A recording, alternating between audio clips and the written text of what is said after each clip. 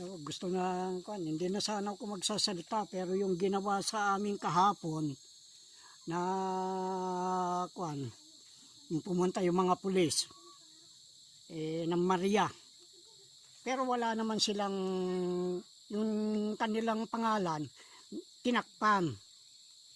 Pagkatapos sabi nila pupunta yung si Mayor Bitong dito.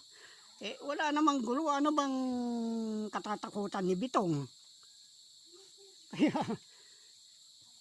alam mo kasi ako nandito para hanapin yung patotoo, yung mga itinago ni Satanas na patotoo sa pagbubukas ng mga kayamanan.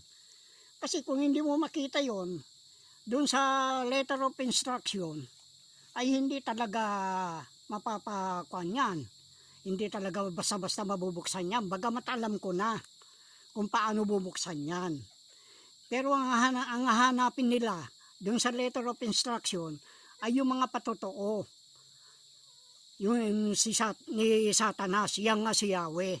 Pero yung si Yahweh, si Maria yan. Dahil nga doon sa binuksan niya ikinulong na nga yung mga doon sa kaban ng Tipan, yung mga Bertodes, upang hindi na makapanglinglang. Pero pinawalaan ni Maria. Ngayon, ano bang dahilan at pupuntahan ako dito? Pupuntahan kami dito. Ang sabi, may MP ba dito? Wala. Pero ang alam ko, yung mga igurot na yan, nagkakaisa kaisa nila yung mga na yan yung mga politiko dito Kontakin mo, yung inchik dyan, nakabili ng lupa. Pero hindi namin pinakikialaman. Pagkatapos tumatanil sila. Kasi nung kanyang pulis, nagtanong sa akin, may narinig ka bang ugong? Oo, meron. Galing sa ilalim ng lupa kako. Tsaka sinabi ko, ang kanya nag-umpisa dun sa Pantabangan. Kasi ang hinahanap nila, yung sinabi ni Marcos kay Colonel Dulay. Hindi naman kinuha ni Colonel Dulay yan. Hindi naman sinasabi sa kanila kung nasaan yon. Dahil maski na si Colonel Dulay, hindi din alam yan kung saan yan. Pero ang totoo niyan, ang gusto lang kunin ni Marcos noon, yung anting-anting ni Adangsel. Dahil matindi yun.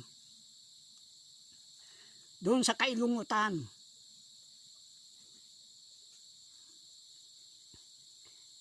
Pero yan linigaw. Ngayon, para masabing binigyan nila ng armas yan. Kung wari magbabantay. Pero ang totoo niyan, yung tinayuan ni Ramos doon sa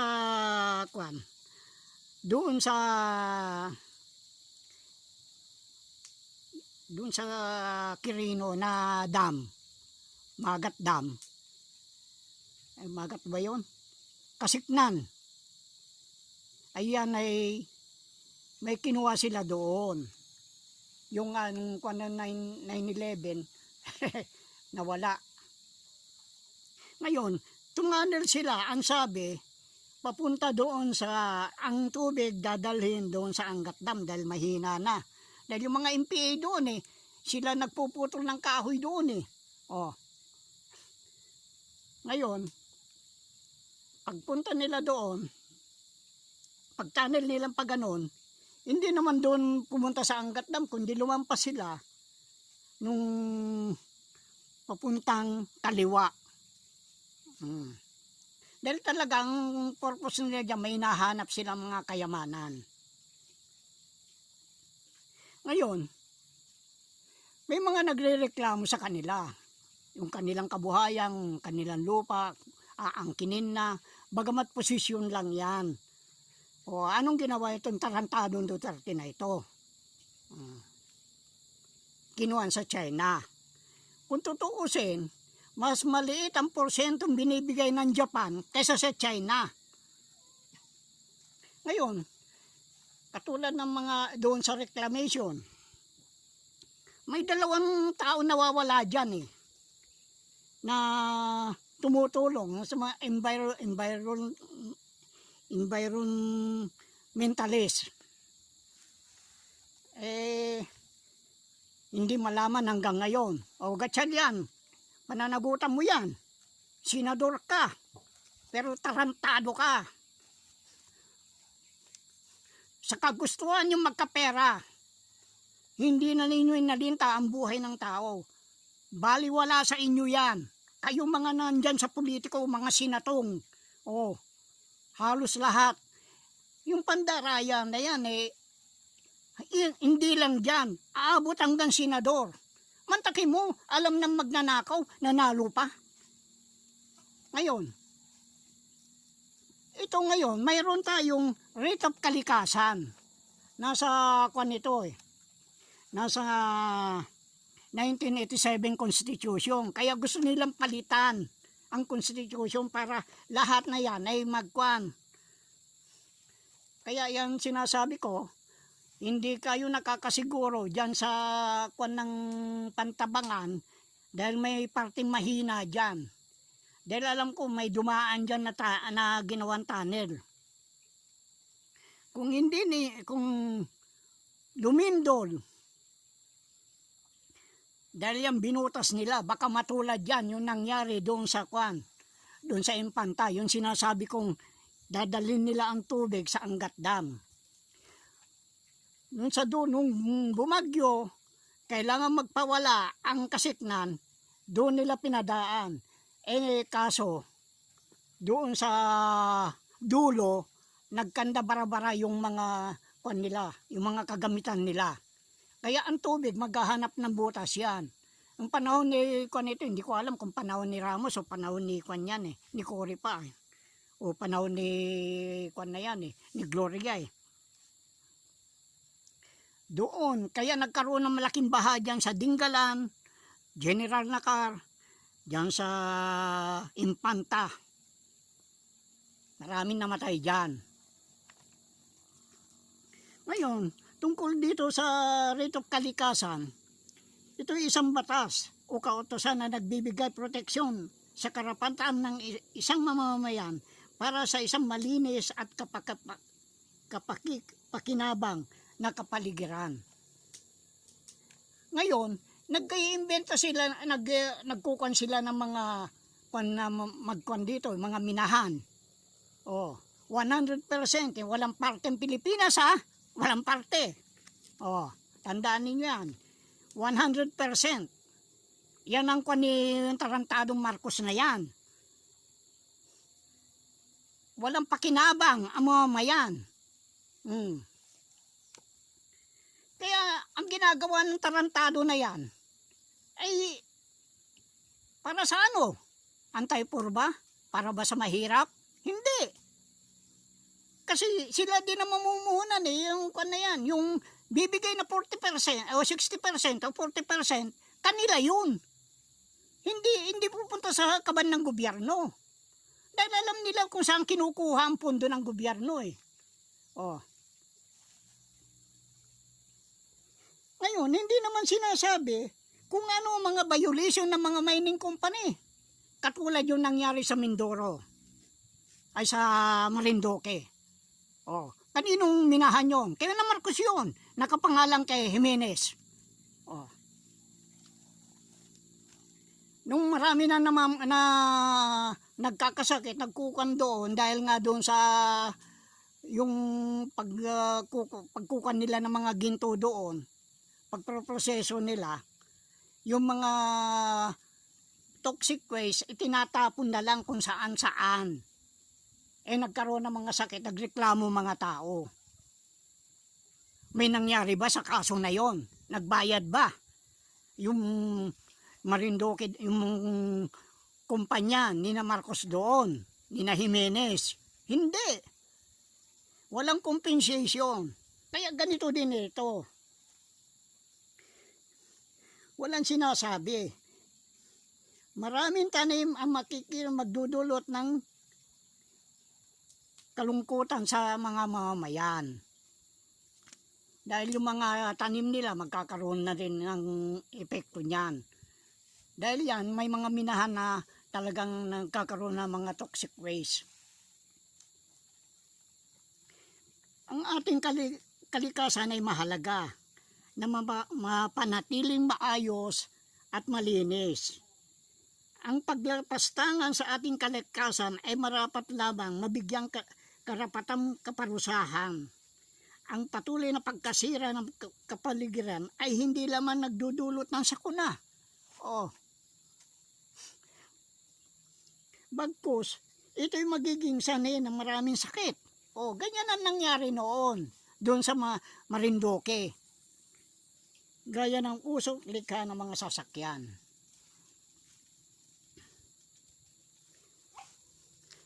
Kaya yan, pero ano silbi niyan?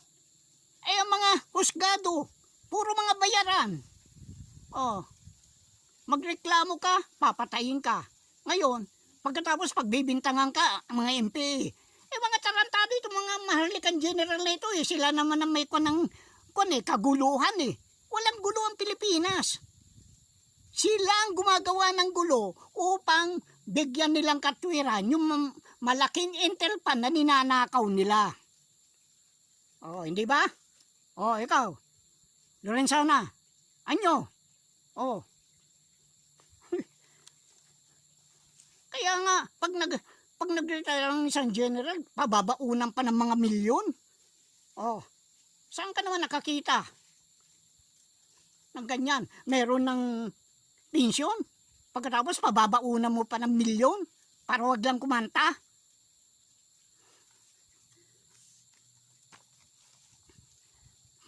Kaya mahirap yung mga ginagawa nilang ganyan sa atin. Ngayon, nagpunta si Marcos doon sa Singapore. Anong purpose niya doon? Yung summit? Anong sabi ni Guterres? Yung ng United Nations, mahalaga yung ng fuel maalis na.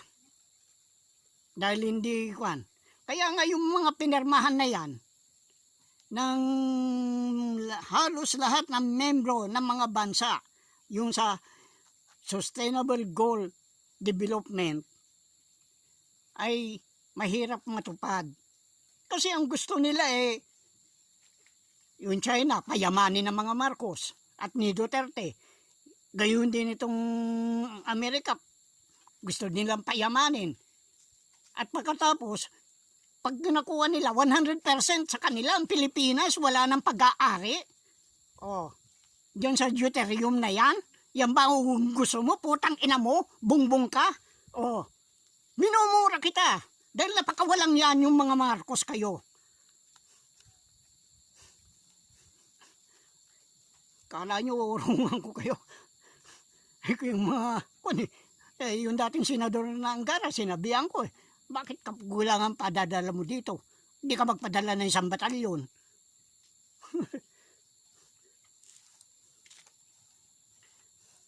Kaya ganyan na nangyayari sa Aurora.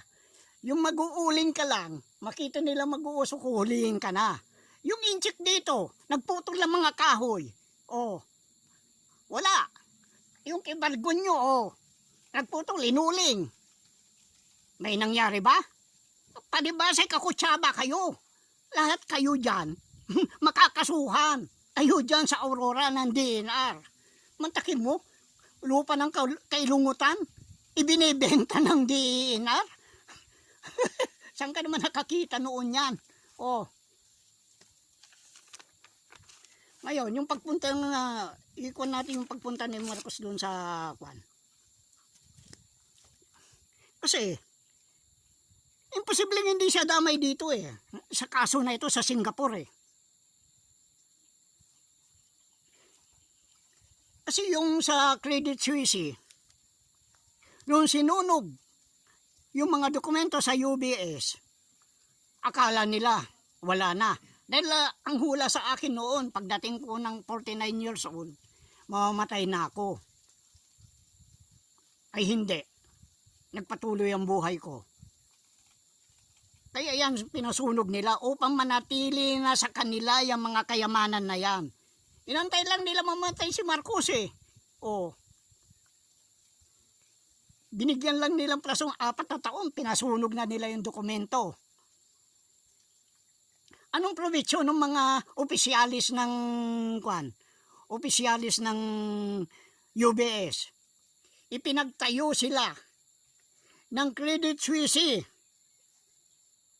Hiwalay sa UBS yon. Pero kasama yung BlackRock dyan. Ang BlackRock na iuugnay sa mga Marcos. Pero mautak din ng mga Amerikano, yung mga elitista eh. Oh, katulad din ng ginawa ni Lucio Tan. Oh, hindi maangkin ni Marcos. Yan yung sinasabi ko. Kasi itong kung ito, yung HSBC, Morgan Stanley, among the potential creditor whose shareholders and directors have been linked to the recent money laundering. Kaya bumagsak ang Credit Suisse. Dahil alam nila eh. Kinukuha na lang nila yung party nila. Eh paano? Magre-retire sila 1993. Oh. Kaya ngayon, more connections are surfacing as the authorities expand investigation into the associate 10 charged in the anti-money laundering crackdown that have grown value to 1.8 Singaporean dollar. Business filing of Singapore Incorporated Companies linked 24 persons. Oh, imposibleng hindi kadamay dyan. BlackRock. Oh. Identified by authorities as associated. Those charges shows at least 6 banks as creditor to 8 entities. The bank are Credit Suisse, Hong Kong Shanghai, Morgan Stanley, DBS, UOB, OCBC, and Bank of Singapore.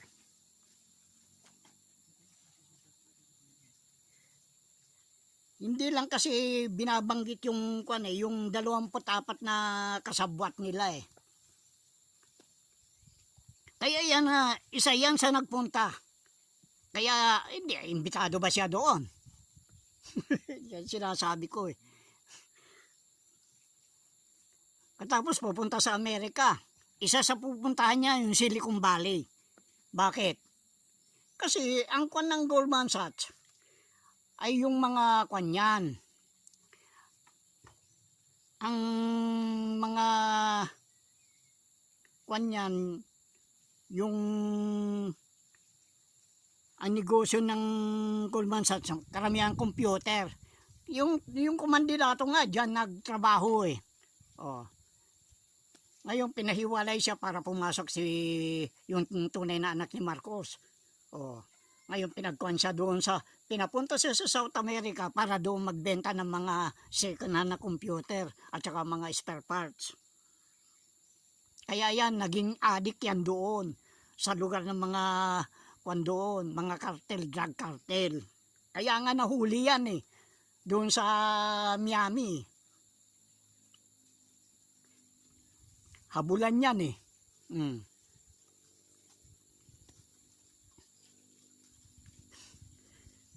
Kaya yan, yung Huawei, hindi pag-aari ng China yan.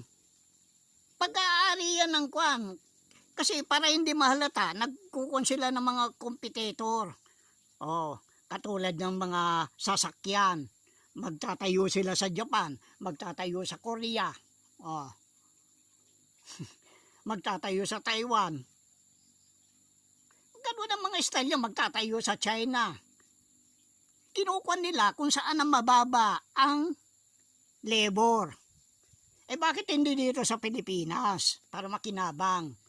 Baka magkamali, mauntog malaman eh. O, tignan mo yung mga pulis ng Maria, nauntog. Linantad nila. Yung amo nila. Kaya yan ang isang napakahirap na gawain ng mga Marcos. Pero mautak din ito mga elitista eh. Nung buhay siya, okay. Sunod-sunuran. Nung patay na si Marcos, hindi na niya makuha ngayon. Yung sinasabi niyang Maharlika Investment Fund. Maharlika Wealth Fund. Sovereign Wealth Fund. Nasaan na? Kasi, ang nalantad na yung pag-i-smuggle nila eh. Yung pag-i-smuggle nila ng sibuyas, bigas, asukal, yung gas. Yung ang asukal eh, may dumating dito na kargamento, na barko. Kargamento ay asukal. Dahil hindi siya kasali, ito sabihin ko sa inyo, kaya tataas ang asukal. Maski na itong crudo, tataas ito. Hindi siya kasali, pinabalik sa Vietnam. Pagkatapos, dumating na naman yung mga diesel dito. Mga process na. Gasolina, diesel, kerosene. Hindi din siya kasali. Ang ginawa, isasali siya, pero ang pagtaas, unti-unti, hanggang abutin niya ng 72. Kaya yan, halos araw-araw, linggo-linggo, taas ng taas yan. Yan ang style nila. Mayroon pang isa, dahil wala ng pundo. Ito, utak siguro ni Jokno ito eh. Nagkukuhan sila. Hindi treasury ban na ibibenta. May mga papeles din, pero hindi treasury ban.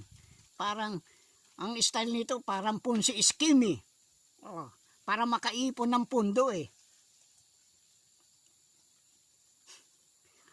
Ngayon, magbibenta sila $250 ang isang kuan.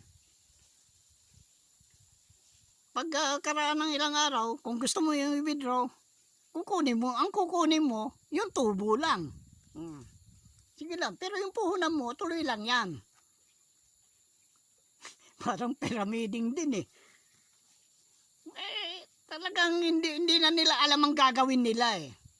Kayong mga pulis, may nagsabi sa akin, wala na yung mga allowance nyo. Kaya nga hindi na nagre-recruit eh. Ngayon, ang ginagawa naman ito mga commander nila, sige, gumawa kayo ng pera na ninyo. Kung walang kwa. Kaya marami nakikikilan. Sino bang kawawa? Hindi ba mamamayan din? Mahirap. Kasi kung mayaman ang kikikilan nila, kawawa. Silang kawawa. Dahil kayang bumayad ng mga abogado yon. Mahirap. Wala. Natatawa ako dito sa mga kwan na ito eh. Hindi na alam kung anong gagawin nila. Kaya katulad yung kwan na yan, yung confidential kwan yan, walang totoo dyan eh. Ang pinagtatakpan nila dyan yung IMF. Kasi nagpalabas ng kwan yan. Nagpalabas ng XDR, Special Drawing Reserve. Pero yung kwan na yan, yung Special Drawing Reserve na yan, walang backup na ginto yan. Pinagkapirahan lang ito mga bansa. Kasi yung mula nung saraduhan ko yan eh. Paano gagawin ninyo ngayon? Kaya kayong mga bansa na may ng Special Drawing Reserve, huwag kayo magbayad sa IMF. Bakit kayo magbabayad? Kaya yan upang hindi mabulgar. Na yung kung bakit napakalaking utang, kung wari lang yan sila ay pero nagkapera sila. Oh. Kaya itong Duterte na ito, akala mo galit sa Amerika? Hindi. Kumwari kumakampi sa China. Ito naman si Bongbong kumwari galit sa China, pero kakampi din niya yan. Ginagago lang tayo mamamayan. Kaya, ano mangyayari ngayon sa atin? Ano ngayon ng mga gawa na yun, ni na Marcos, Ponzi scheme. Para magkapundo. Magbibenta na kumwari, pero walang hindi treasury bond na kung ilang porsyento ang gagamitin at kung kailan babayaran. Kundi ang style niyan, ang Ponzi scheme kasi, magbibigay ka ng puhunan kung $250. Ngayon, kung kailangan mong pera mo, pagkaraan ng ilang kikwentahin din eh. Pero ito, pandilin lang ito eh. Paano kung sabihin na, wala pang pera?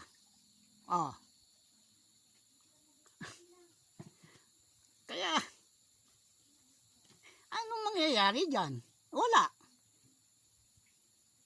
Kaya lahat yan, gawain nila, bumiberang yan. Kaya nga, ang gusto niyang mangyari, yun na nga, sila-sila lang.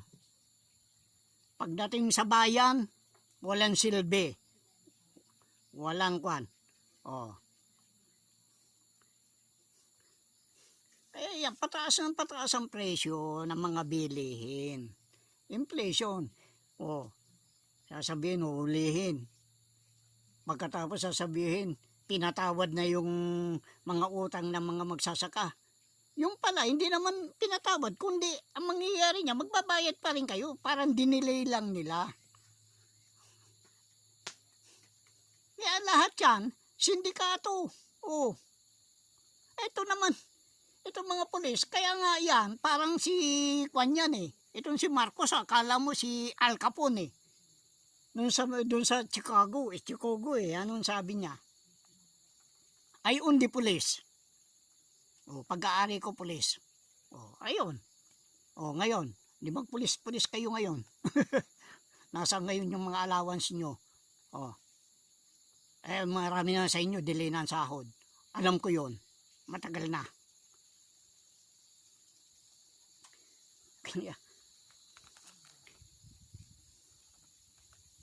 Kaya nakakaawang bayan, sinasabi ko sa inyo. Hindi na nila malaman ang gagawin. Ngayon, kaya yung Marcos dito, imposibleng hindi sasabit dito sa kaso dun sa Singapore, kaya nasa Singapore yan. Para arigluhin. Dahil sasabit siya eh. Kaya yung pagkasunog kan napakabigat eh.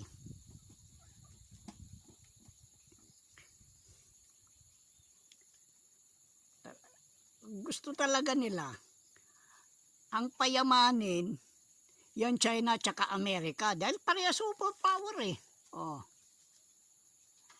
Isasanggalan sila. Paano yung bagsak na rin ang Tapos tinatakot tayo magkagera. Katarantaduan yon. Hindi totoo yun. Saan kukuha ng pera? Yung gastos mo sa gera gaano kalaki? Kung mamatay yung siyempre kailangan bayaran mo din yun.